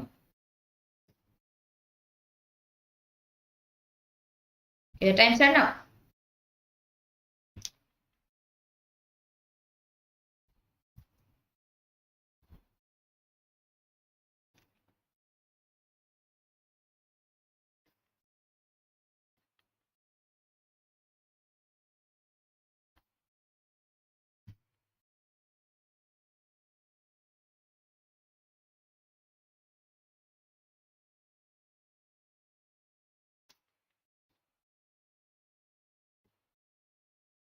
ഇവിടെ അറിയാവുന്നവർക്ക് പെട്ടെന്ന് തന്നെ answer മനസ്സിലാകും. ഇതിന്റെ elimination മെത്തേഡും right work ചെയ്യുമെന്ന് എനിക്ക് അറിഞ്ഞൂടാ. So those who know the answer is option A, Nidhi Chibber. So Nidhi Chibber is an ex-IAS officer and she is currently the chairperson of CBSE. And other than that, നമുക്ക് ഇനി ബാക്കിയുള്ള options അവിടെ നോക്കിയേക്കാം. Sangeeta Singh is the chairperson or the chairman of Central Board of Direct Tax. Central Board of Direct Tax. CBDT-ന്റെ current chairman ആണ് Sangeeta Singh. And Vishay Mulya is the CEO of Aditya Birla Company. Okay. Next is Sadishri Tulipudi Pandit is the first woman chancellor and the current women vice chancellor of JNU, Jawaharlal University. നിങ്ങൾ കുറച്ചുപേരെങ്കിലും CUT-യിൽ അവിടുത്തെ എനിക്ക് തോന്നുന്നു like foreign languages ആണ് ബാച്ചിലേഴ്സിന് provide ചെയ്യുന്ന JNU-ൽ അത് apply ചെയ്തെന്ന് ഞാൻ വിശ്വസിക്കും. Next question. Lion-tailed macaques are found in which part of India? Option A, Jammu Kashmir. Option B, Sikkim. Option C, Assam.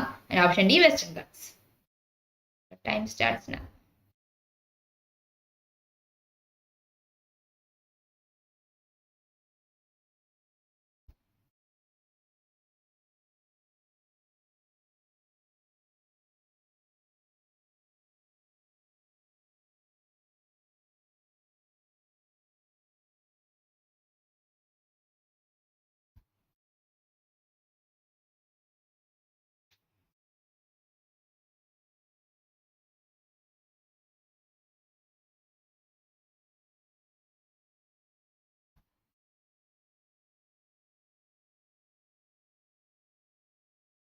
എല്ലാവരും ഈ പേര് കണ്ടിട്ട് എന്തോ ഒരു പുതിയ ഡേഞ്ചർ സ്പീഷ്യസ് എവിടെ നിന്നോ കൊണ്ടുവന്നതായിരിക്കും. ഇപ്പൊ ജമ്മു ആയിരിക്കും, സിക്കിം ആയിരിക്കാം, എവിടെയാണെന്നൊക്കെ പറഞ്ഞ ഡൗട്ട് അടിച്ചൊക്കെ ഇരിക്കുകയായിരിക്കും. ഒന്നുമില്ല, നമ്മുടെ സ്വന്തം ആളാണ് സിംഹവാലൻ കുരങ്ങ്. ഇപ്പൊ എല്ലാവർക്കും മനസ്സിലായോ? ഏകദേശം എല്ലാവർക്കും ഓപ്ഷൻസ് ഒക്കെ ഏകദേശം കത്തിക്കാണ്. ഈ വെസ്റ്റേൺ ഗാർഡ്സ് കേരളത്തിൽ അടുത്താന്ന് അത്രയെങ്കിലും ബോധമുള്ളവര് അപ്പൊ തന്നെ ചൂസ് ചെയ്യും ഇറ്റ്സ് വെസ്റ്റേൺ ഗട്ട്സ്. നമ്മുടെ ട്രിപ്പ് പോകാൻ നേരത്ത് മൂന്നാറൊക്കെ പോകുമ്പോഴത്തേക്ക് നമുക്ക് കാണാം അല്ലെ, നമ്മുടെ പഴം എടുത്തോണ്ട് പോവുക, ചിപ്സ് എടുത്തോണ്ട് പോവുക, ഇങ്ങനെ സിംഹത്തെ പോലെയൊക്കെ തലയൊക്കെ, സിംഹത്തെ പോലെ തന്നെ സിംഹത്തെ പോലെ ഫറൊക്കെ തല ലൈക്ക് ആ കുരങ്ങന്റെ സൈഡിലൊക്കെ ഉണ്ടാവും. സിംഹവാലൻ കുരങ്ങ്. സിംഹവാലൻ കുരങ്ങ് a lion-tailed macaque is found in Western Ghats. Next question. Where is the currency of which of the following countries? Option A, Ethiopia. Option B, Afghanistan. Option C, Egypt. And option D, Kyrgyzstan. Your time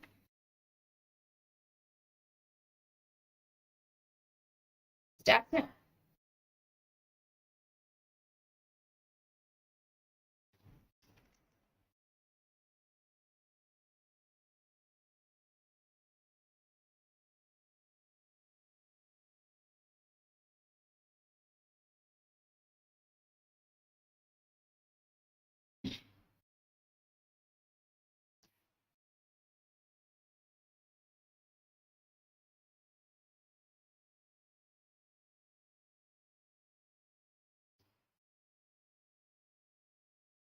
Okay.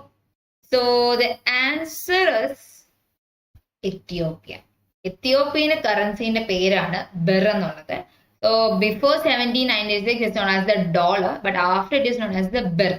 The Ethiopian currency is known as the birr. We need to find the capital of Ethiopia. The capital of Ethiopia is Addis Ababa. Now, who is the current president of Ethiopia? That is Sahel Work Zewde. And the current PM is Abiy Ahmed. Now, next, ini അഫ്ഗാനിസ്ഥാന്റെ കറൻസിന്റെ പേരെന്താ? Afghanistan currency options ഉണ്ടെങ്കിൽ വളരെ എളുപ്പമാണ്. അഫ്ഗാനി. വാവ്, ഒരു പ്രാസമുള്ള പേര്.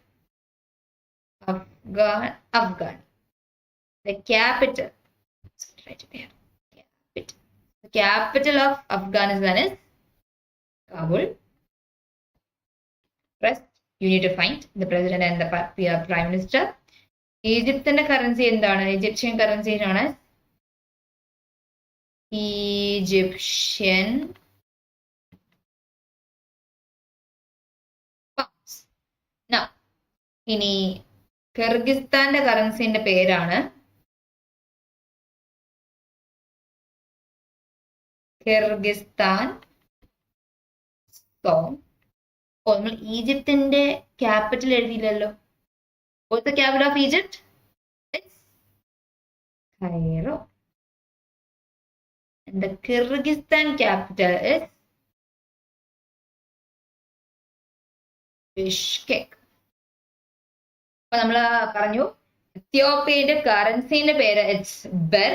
So before 70s, 80 something, 70s, 76 is known as the dollar. The meaning is known as the dollar, but after that they termed it birr. And the capital of Ethiopia is Addis Ababa, and the president is Sahel Work Zewde, and the prime minister is Abiy Ahmed. ഇനി അഫ്ഗാനിസ്ഥാനിലേക്ക് വരുവാന്നുണ്ടെങ്കിൽ അഫ്ഗാനിസ്ഥാന്റെ കറൻസിന്റെ പേര് എന്താണ്? Afghani, and the capital is Kabul.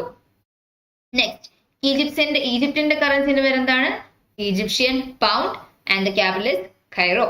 കിർഗിസ്ഥാന്റെ കറൻസിന്റെ പേരാണ് Kyrgyzstan som, SOM, and the capital of Kyrgyzstan is Bishkek.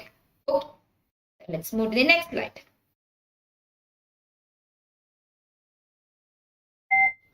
Who gave the slogan "Do or Die"? Option A, Mahatma Gandhi. Option B, Balagangadhar Tilak. Option C, Bhagat Singh. And option D, Subhash Chandra Bose.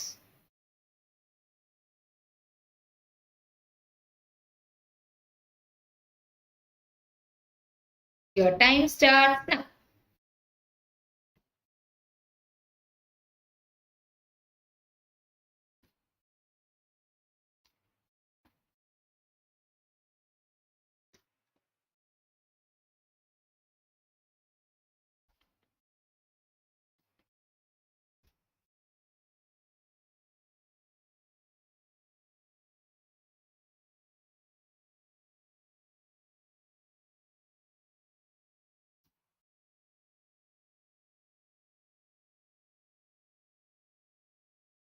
This was an easy question. So what's the answer? Do or die. The answer is Mahatma Gandhi. So Mahatma Gandhi given the slogan "Do or die." Now, regarding this, I also need to tell you that the "Do or die" is a statement given by Mahatma Gandhi during the Quit India movement around 1942. And നമുക്ക് ഇനി ഓരോ ആൾക്കാർ, that's Balagangadhar Tilak, Bhagat Singh, Subhash ചന്ദ്രബോസിന്റെ famous അല്ലെങ്കിൽ അവർ കൊടുത്തിട്ടുള്ള slogans എന്താണെന്ന് നമുക്ക് നോക്കാം. ബാലഗംഗാധർ തിലക് ആണ് പറഞ്ഞത് സ്വരാജ്. തുടങ്ങിയപ്പോ മനസ്സിലാക്കണം എന്തായിരുന്നു അല്ലെ? Swaraj is my birthright and I shall have it. Now, Bhagat Singh. Bhagat Singh നൽകിയ സ്ലോഗൻ ലൈക്ക് ഭയങ്കര നോൺ പാർട്ടീസൺ ആയിട്ട് എവിടെ സ്ട്രഗിൾസ് ഉണ്ടോ എവിടെ പ്രൊട്ടസ്റ്റ് ഉണ്ടോ നമ്മൾ ലൈക്ക് ജാതി മതഭേദമന്യേ ലൈക്ക് ഈവൻ പൊളിറ്റിക്സ് ഒന്നും നോക്കാതെ എല്ലാവരും ഒരേപോലെ നമ്മൾ എപ്പോഴും യൂസ് ചെയ്യുന്ന ഒരു സ്ലോഗനാണ് ഇൻകുലാബ് സിന്ദാബാദ്. ഇൻകുലാബ് സിന്ദാബാദ്. സുഭാഷ് ചന്ദ്രബോസ് എന്താ പറഞ്ഞത്? സുഭാഷ് ചന്ദ്രബോസിന്റെ ഫേമസ് സ്ലോഗനാണ് give your blood and I will give you freedom. So these are the famous verses by these famous personalities of the Indian freedom strugglers, freedom fighters. And like the things that I need to add is Mahatma Gandhi's famous newspapers എന്തൊക്കെയാണ്? The newspapers of Mahatma Gandhi's are Indian Opinion,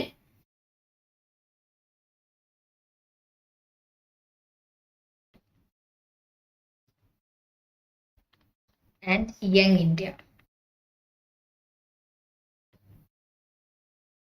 And ബാലഗംഗാതിലകിന്റെ extra ഒന്ന് പറയാന്നുണ്ടെങ്കിൽ he is also known as the Lokmanya Tilak. Lal ബാൽ പാലിന്റെ ബാലാണ് നമ്മുടെ Balagangadhara Tilak. is known as the Lokmanya Tilak. And Bhagat സിംഗിന് എല്ലാവർക്കും അറിയാലോ. ഭഗത് സിംഗ് ഒരു 23 വയസ്സായപ്പോ തന്നെ അസാസിനേറ്റ് ചെയ്യപ്പെട്ട അല്ലെങ്കിൽ തൂക്കിക്കൊല്ലപ്പെട്ട ഒരു ഫ്രീഡം സ്ട്രഗ്ലർ അല്ലെങ്കിൽ ഫ്രീഡം ഫൈറ്റർ ആണ് ഇന്ത്യന്റെ. that is Bhagat Singh. And Bhagat സിംഗിനെ തൂക്കിലേറ്റിയ ദിവസം നമ്മള് മാർട്ടിയേഴ്സ് ഡേ ആയിട്ട് നമ്മൾ ഇടയ്ക്ക് മാർട്ടിയേഴ്സ് ഡേ നമ്മൾ ആചരിക്കുന്നുണ്ട്. But at the same time ഇന്ത്യയില് I think more than 3 or 4 martyrs day celebrated due to some like various reasons. National martyrs day എന്ന് പറഞ്ഞാൽ എന്താണ്? It's January 30. That is the assassination of Mahatma Gandhi. We like celebrated or celebrated as the National Martyrs Day. And ഇനി Subhash Chandrabose. Okay, മഹാത്മാഗാന്ധിന്റെ birth date എന്താണ്? എല്ലാവർക്കും അറിയാലോ, October 2. that is Gandhi Jayanti. Subhash ചന്ദ്രബോസിന്റെ ബർത്ത്ഡേയും നമ്മൾ ഒരു നാഷണൽ ഡേ ആയിട്ട് ആചരിക്കുന്നുണ്ട് അല്ലെങ്കിൽ സെലിബ്രേറ്റ് ചെയ്യുന്നുണ്ട്. What's the day and what's the term of the day? Parakram Divas.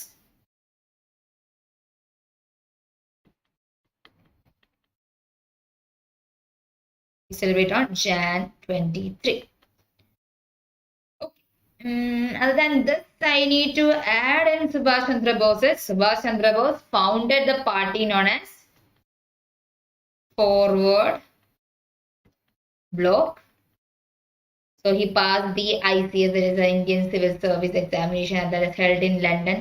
At that time, you know, like only like few Indians will go to do this ICS, and he was one among them. He was so brilliant.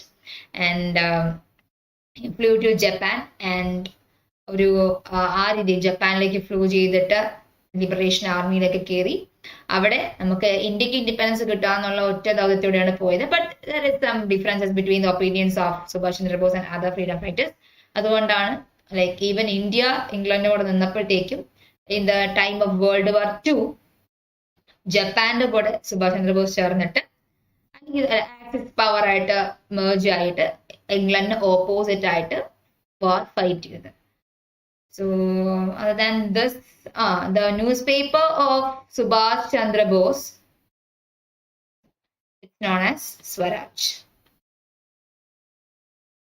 Swaraj is my birthright. ബാലഗംഗാതിലക് പറഞ്ഞതുകൊണ്ട് Swaraj ബാലഗംഗാതിലകിന്റെ news paper അല്ല, Subhash ചന്ദ്രബോസിന്റെ news paper ആണ് Swaraj.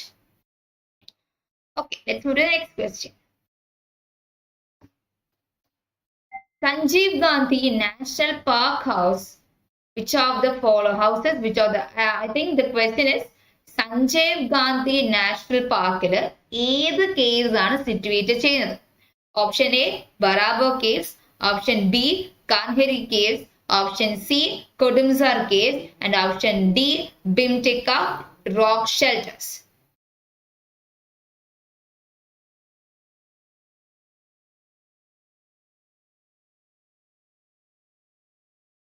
Your time starts now.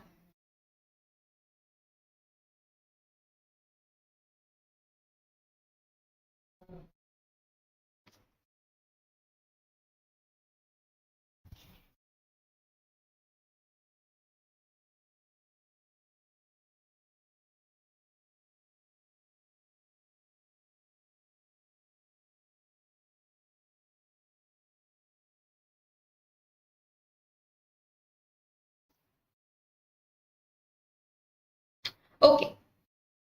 It's a bit tricky questions, or like I don't think like everyone could answer it. So, here, the Baraba Caves, it's situated in Bihar. Other national park in it's near to the Great Himalayan National Park, but not situated entirely inside it. It's in Bihar. Next is Kudumsa Caves. It's situated in Kudumsa Cave. It's situated in Kangar Ghati National Park. Bimteka, it's situated in Ratsapani National Park. And the Kanhari Cave is situated in the Sanjay Gandhi National Park. The importance for this Kanhari Caves inside the Sanjay Gandhi National Park is that these were used as viharas by the Buddhists. നേരത്തെ ഈ caves എല്ലാം ബുദ്ധിസ്റ്റുകളുടെ വിഹാരാസ് ആയിട്ട് use ചെയ്യപ്പെട്ട ഒരു കേവാണ്. Like especially ഇത് ഉണ്ടായതെന്ന് പറഞ്ഞാൽ ഹിനായാന ബുദ്ധിസത്തിന്റെ ടൈമാണ്.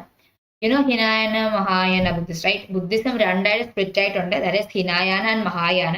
Hinayana is the lesser vehicle and Mahayana is the greater vehicle. Hinayana people, those who believe in Hinayana, believes that the Buddha, Gautam Buddha is a teacher for them. They don't worship any idols.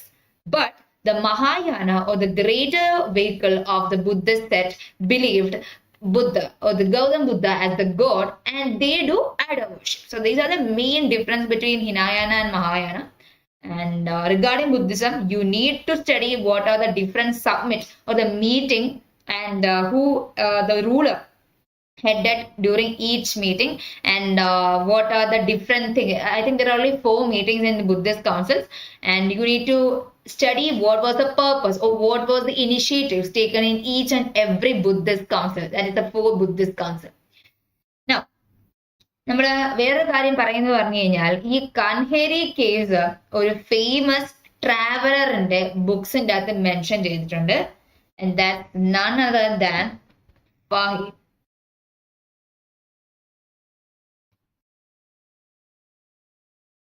Fahid. So he's a Chinese monk, came to India during the time of Vikramaditya or Chandragupta Maurya too. So Kanheri caves ഫാസൈന്റെ travel വോഗിലെയും ബുക്സിന്റെ അകത്ത് mention ചെയ്തിട്ടുണ്ട്. So നമ്മൾ ഈ ഫായും പറഞ്ഞതുകൊണ്ട് നമുക്ക് ബാക്കിയുള്ള ഏതൊക്കെ ഇമ്പോർട്ടൻറ്റ് ട്രാവലേഴ്സ് ആണുള്ളത്, അത് ഏത് റൂളറിന്റെ ടൈം ആണെന്നുള്ളത് നമുക്ക് എഴുതാം. Second is Al-Biruni. He is a Persian writer, and he came or accompanied Mahmud Ghazni to India. So he was a pioneer over the starting of the Delhi Sultanate, Mahmud Ghazni. So Al-Biruni is known as the father of Indology. Next one is Francois Bernier.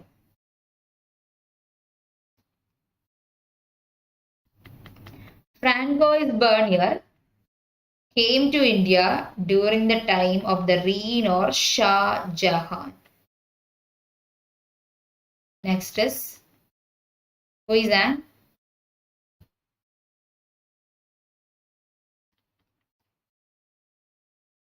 came to India. He's a Chinese traveler. Came to India during the time of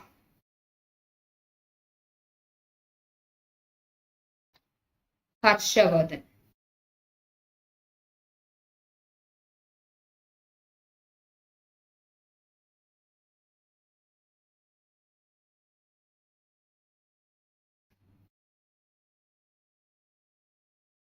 Next is Ibn Battuta.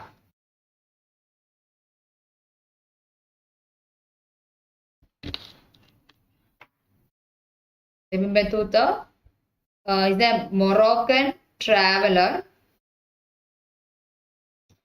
Came to India during the time of Tughlaq.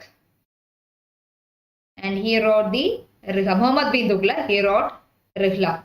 The book of Ibn Battuta is known as the Rihla. And the last one is Megasthenes. He came to India during the time of Chandragupta Maurya, and he wrote what? Indica. For those who want, you can take a screenshot of it. Let's move to the next question. Which of the following movies won the best award for the best picture in Oscar 2022 awards? And option A, Drive My Car. Option B, West Side Story. Option C, Coda. And option D, Dune. So your time starts now. Please note it's the best picture Oscar for 2022.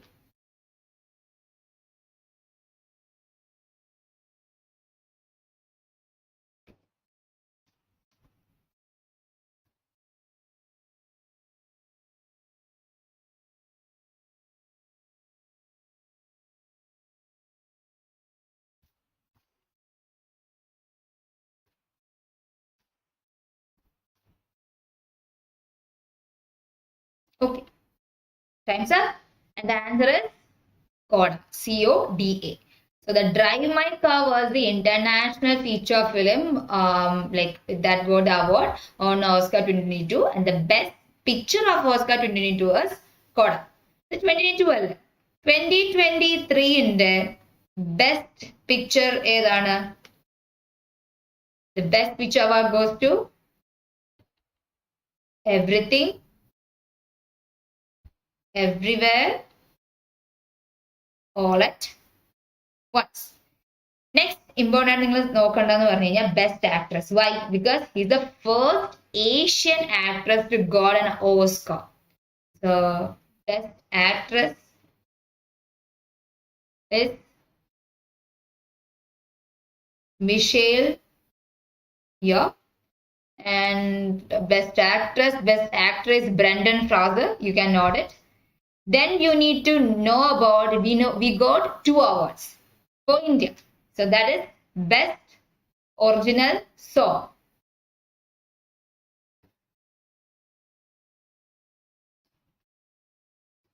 Natu Natu from RR. And best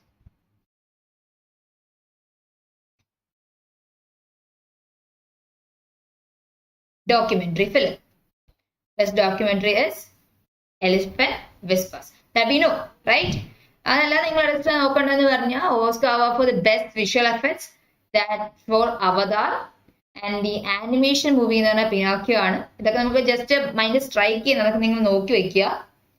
So that's it for Oscar. We need to, and the Oscar 2023 was hosted by whom? Jimmy Kimmel, anchor Jimmy Kimmel. And regarding Indian history, first nominated film from India is Mehboob Khan's directed Mother India. It was the first film nominated, and the first Indian to win and won an Oscar is Banu Attaiya for the film Gandhi.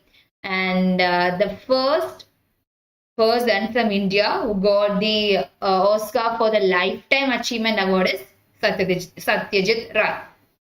So these are the main things that you need to know about the OSCA, the relation to OSCA with India.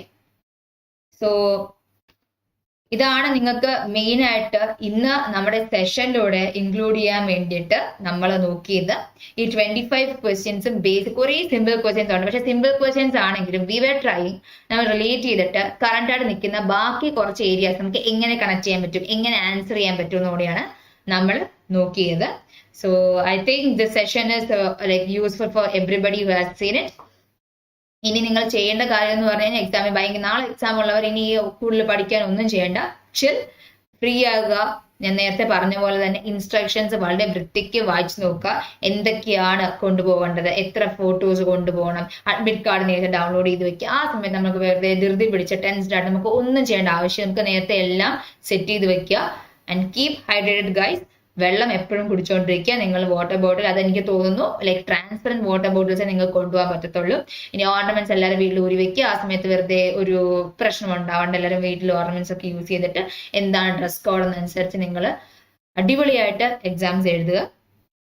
So thank you guys.